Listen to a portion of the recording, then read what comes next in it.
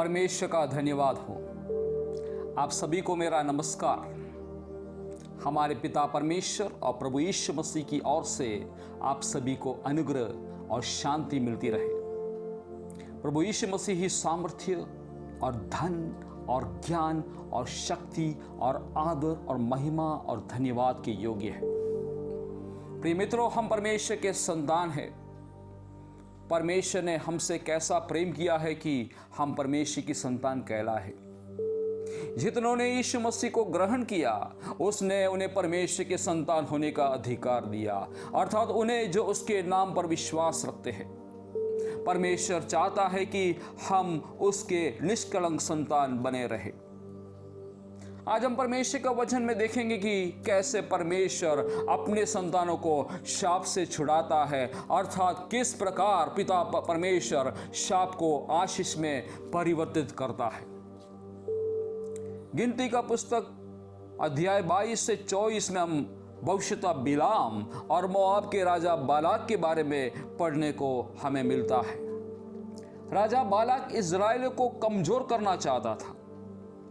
मोआबियों इस्राएलियों से अत्यंत डर गए और व्याकुल हो गए, क्योंकि वे बहुत थे और मोआब के अराबा में डेरे खड़े किए।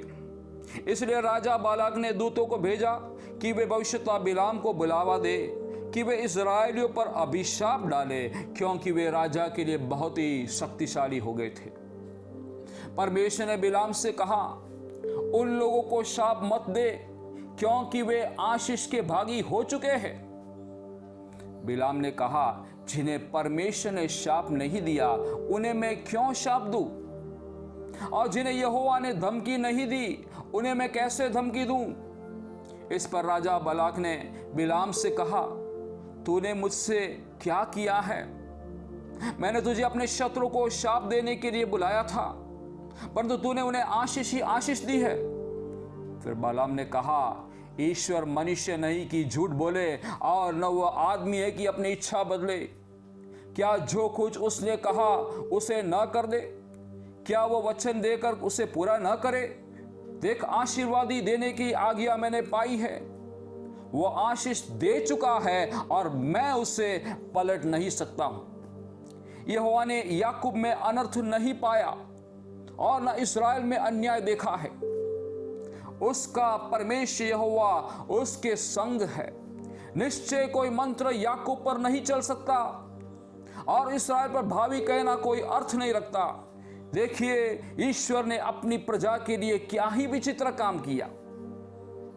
परमेश्वर यहोवा ने भविष्यता बिलाम की न सुनी।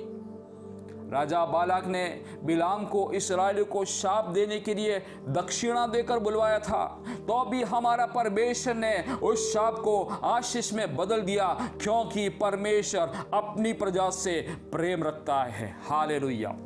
प्रिय भाई और बहनों, परमेश्वर से बड़ा कुछ भी नहीं है। यहां तक कि अगर लोग आपको शाप दे, भले ही आपके बारे में बुरी बातें बोले, मगर आप प्रभु में मजबूत रहे। परमेश्वर आपके लिए शाप को आशीर्वाद में बदल देंगे, क्योंकि वो सर्वशक्तिमान है। वो आपके लिए एक ही दिन में सब कुछ महान आशीर्वाद में बदलने की शक्ति रखता है। उसके लिए कुछ भी कठिन नहीं है।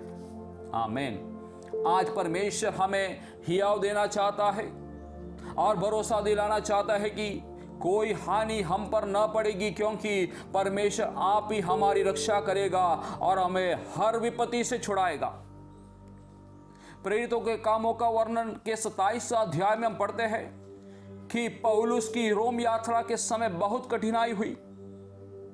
पौलुस और कुछ अन्य बंदियों को यूलियुस नामक एक सूबेदार के हाथ सौंप दिया।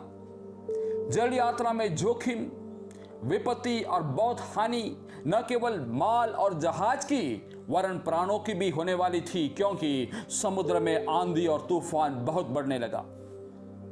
वे आंधी से खूब हिचकोले और धक्के खाए और जहाज का माल और साज सामान भी फेंक दिया। जब बहुत दिनों तक ना तो सूर्य न तारे दिखाई दिए और बड़ी आंधी चलती रही, तो अंत में उन सभी की बचने की सारी आशा जाती रही। जब वे बहुत दिन तक भूखे रह चुके थे तो पौलुस ने उनके बीच में खड़े होकर कहा, मैं तुम्हें समझाता हूं कि ढाढ़स बांधो, क्योंकि तुम में से किसी की प्राण की हानि न होगी पर जहाज की। क्योंकि परमेश्वर जिसका मैं हूं और जिसकी सेवा करता हूं, उसके स्वर्गदूत ने आज रात मेरे पास आकर कहा, हे पौलुस मत डर, तुझे कैसर के सामने खड़ा होना अवश्य है। देख, परमेश्वर ने सबको जो तेरे साथ यात्रा करते हैं तुझे दिया है। इसलिए हे सज्जनों, ढाढ़स बांधो, क्योंकि मैं परमेश्वर का विश्वास करता हूं कि जैसा मुझसे कहा गया वैसा ही होगा। सब मिलकर जहाज पर 276 जन थे। जहाज टूटने लगी। तब सैनिकों को यह विचार हुआ कि बंदियों को मार डाले, ऐसा ना हो कि कोई तैर कर निकल भागे। परंतु सूबेदार ने पौलुस को बचाने की इच्छा से उन्हें इस विचार से रोका और कहा कि जो तैर सकते हैं पहले कूद कर किनारे पर निकल जाए और बाकी कोई पटरों पर और कोई जहाज के अन्य वस्तुओं के सहारे निकल जाए। इस रीति से सब कोई भूमि पर बच निकले। आगे प्रेरितों 28वां अध्याय में हम पढ़ते हैं, जब वो बच निकले तो पता चला कि वो द्वीप माल्टा कहलाता है। वहां के निवासियों ने उन पर अनोखी कृपा की। क्योंकि मेघ बरसने के कारण ठंड थी, इसलिए उन्होंने आग सुलगाकर उन सबको ठहराया। जब पौलुस ने लकड़ियों का गट्ठा बटोर कर आग पर रखा तो एक सांप आंच पाकर निकला और उसके हाथ से लिपट गया। जब उन निवासियों ने सांप को उसके हाथ में लटके हुए देखा तो आपस में कहा, सचमुच ये मनुष्य हत्यारा है कि यद्यपि समुद्र से बच गया तो भी न्याय ने जीवित रहने न दिया। तब उसने सांप को आग में झटक दिया और उसे कुछ हानि न पहुंची। परंतु वे वहां के निवासियों बाट जोते थे कि वो सूझ जाएगा या एकाएक गिर के मर जाएगा। परंतु जब वे बहुत देर तक देखते रहे और देखा कि उसका कुछ भी नहीं बिगड़ा, तो अपना विचार बदल कर कहा, ये तो कोई देवता है। प्रिय भाई और बहनों, प्रभु यह कहता है कि मैंने तुम्हारी भलाई के लिए योजना बनाई है, बुराई के लिए नहीं, और मैं इन योजनाओं को अच्छी तरह से जानता हूं। मैंने तुम्हारे लिए एक सुखद भविष्य की योजना बनाई है। मैं तुम्हें एक आशामय भविष्य दूंगा। यहोवा अपने भक्तों के प्राणों की रक्षा करता और उन्हें दुष्टों के हाथ से बचाता है।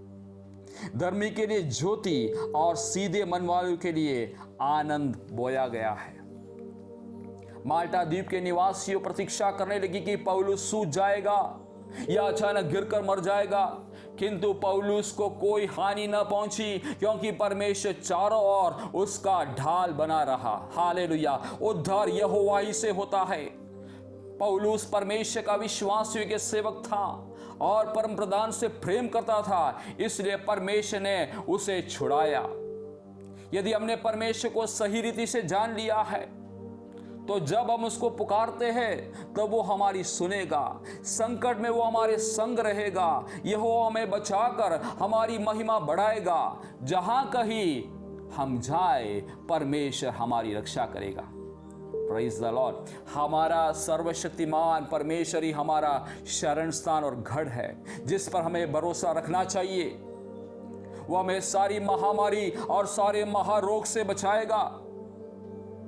दुनिया में आज कोरोना संक्रमितों की संख्या 1 करोड़ से ज्यादा हो गई है और आज 5 जुलाई 2020 तक 5,33,000 लोग की जान जा चुकी है। संक्रमण की शुरुआत तो चीन से हुई, लेकिन अब अमेरिका, ब्राजील, रूस, भारत, पेरू, स्पेन, चिली और ब्रिटेन ज्यादा संक्रमित देश है। कोरोना का पहला मामला 31 दिसंबर 2019 को सामने आया। इसके 3 महीने में ही 200 से ज्यादा देशों की लगभग पूरी आबादी वायरस की चपेट में आई। WHO विश्व स्वास्थ्य संगठन के प्रमुख टेड्रोस अधेनॉम घेब्रेयेसस ने यूरोप की संसदीय स्वास्थ्य कमेटी से ऑनलाइन कॉन्फ्रेंसिंग के दौरान यह बयान दिया कि यह निश्चित नहीं किया जा सकता है कि वैज्ञानिक कोरोना के खिलाफ प्रभावी वैक्सीन विकसित कर पाएंगे या नहीं। ये 1 साल के अंदर या कुछ महीने में भी तैयार हो सकती है। वैज्ञानिक भी यही बात कर रहे हैं। उन्होंने कहा कि दुनिया भर में कोरोना वायरस अभी भी फैल रहा है। यह समय हमें खुद को सुरक्षित रखने का है, इसलिए बचाव की हर सावधानी बरते। परमेश्वर का वचन में हम पढ़ते हैं, जिनका शरण स्थान यहोवा ठहरा है और जिन्होंने परम प्रधान को अपना निवास स्थान मान लिया है, इसलिए कोई विपत्ति उन पर न पड़ेगी, न कोई दुख उनके डेरे के निकट आएगा, क्योंकि परमेश्वर अपने दूतों को तेरे निमित्त आज्ञा देगा कि जहां कहीं तू जाए वे तेरी रक्षा करे। वे तुझको हाथों हाथ उठा लेंगे, ऐसा न हो कि तेरे पांव में पत्थर से ठेस लगे। ये वचन हम भजन संहिता 91 का 9वां वचन से 12वां वचन पर हम पढ़ते हैं। आगे हम देखते हैं एस्तेर की पुस्तक में यहूदियों के विनाश का हामान द्वारा षड्यंत्र उसके बारे में पढ़ते हैं। राजा सहर्ष ने अगागी हम्मदाता के पुत्र हामान को उच्च पद दिया और उसको महत्व देकर उसके लिए उसके साथी हाकिमों के सिंहासनों से भी ऊंचा सिंहासन ठहराया। राजा के सब कर्मचारी जो राजभवन के फाटक में रहा करते थे, वे हामान के सामने झुककर दंडवत किया करते थे, परंतु मोर्दकाई न तो झुकता था और न उसको दंडवत करता था। जब हामान ने देखा कि मोर्दकाई नहीं झुकता और न मुझको दंडवत करता है, तब हामान बहुत ही क्रोधित हुआ। उसने केवल मोर्दकाई पर हाथ उठाना अपनी मर्यादा से कम जाना। राजा के कर्मचारी ने हामान को बता दिया कि मोर्दकाई किस जाति का है, इसलिए हामान ने सहर्ष के साम्राज्य में रहने वाले सारे यहूदियों को भी मोर्दकाई की जाति जानकर नष्ट कर डालने की युक्ति निकाली। हामान यहूदियों का बैरी था। राजा के लेखक बुलाए गए और हामान की आज्ञा के अनुसार राजा के सब अधिपतियों और सब प्रांतों के प्राचीनों और वहां के प्रधानों हाकिमों के लिए चिट्ठी राजा के नाम में लिखी गई और उनमें राजा की अंगूठी की छाप लगाई गई। राजा के उस राज्य के सब प्रांतों में चिट्ठियां भेजी गई कि एक ही दिन में क्या जवान, क्या बूढ़ा, क्या स्त्री, क्या बालक, सब यहूदी मार डाले जाए, नष्ट किए जाए, उनका सत्यानाश किया जाए और उनकी धन संपत्ति लूट ली जाए। शूशन नगर में घबराहट फैल गई। एक एक प्रांत में जहां जहां राजा के आज्ञा और नियम पहुंचा, वहां यहूदी बड़ा विलाप करने लगे और उपवास करने और रोने पीटने लगे, वरन बहुतेरे टाट पहने और राख डाले हुए बैठे रहे। मोर्दकाई को मार डालने हामान ने 75 फीट ऊंचा फांसी का एक खंबा बनाया। लेकिन जब राजा को एस्तेर रानी के द्वारा मालूम हुआ कि हामान ने रानी और उसके जाति के लोगों को घात करके नष्ट करने का षड्यंत्र रचा है, तब राजा क्रोध से भर गया। राजा ने तब आज्ञा दी कि हामान को उसी खंबा पर जो उसने मोर्दकाई के लिए तैयार कराया था लटका दिया जाए। जब हामान लटका दिया गया, तब राजा का गुस्सा ठंडा पड़ गया। यहूदियों को नष्ट करने की युक्ति जो लिखी गई थी, उसके पलटने की आज्ञा दी गई। शूशन नगर के लोग आनंद के मारे ललकार उठे। राजा द्वारा मोर्दकाई का सम्मान हुआ। यहूदियों की अपनी रक्षा का अधिकार मिल गया और वे आनंद और हर्ष से भर गए और उनकी बड़ी प्रतिष्ठा हुई। यहूदियों के शत्रु उन पर प्रबल होने की आशा रखते थे, परंतु इसके विपरीत यहूदी अपने बहरियों पर प्रबल हो गए। मोर्दकाई की कीर्ति सब प्रांतों में फैल गई और उसकी महिमा बढ़ती चली गई। यहूदियों ने अपने शत्रुओं से विश्राम पाया और उनके शौक आनंद में और विलाप खुशी में बदल गया। परमेश्वर अपने लोगों की रक्षा करता है।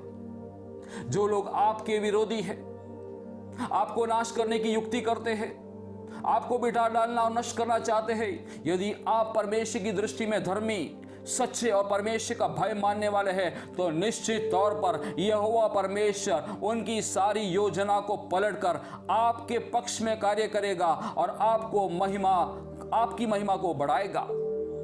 वह आपको कभी लज्जित या अपमानित होने न देगा। वह आपके विरुद्ध के सारे शाप को आशीष में बदल देगा। कोई हानि न होने देगा। दुष्ट आपकी हानि देखने के लिए इंतजार कर रहे होंगे, परंतु परमेश्वर आपको कुशल रखेगा और आपकी आशा पूरी करेगा। आप केवल परमेश्वर पर भरोसा रखें, वो हमें सारी महामारी से बचाएगा और अपने किए उद्धार को दिखाएगा। आइए हम परमेश्वर पर हमारा पूरा भरोसा रखें। परमेश्वर इन वचनों और संदेश के द्वारा आप सभी को आशीषित करे। हमारे प्रभु और उद्धारकर्ता यीशु मसीह का अनुग्रह और पहचान में बढ़ते जाए। धन्यवाद।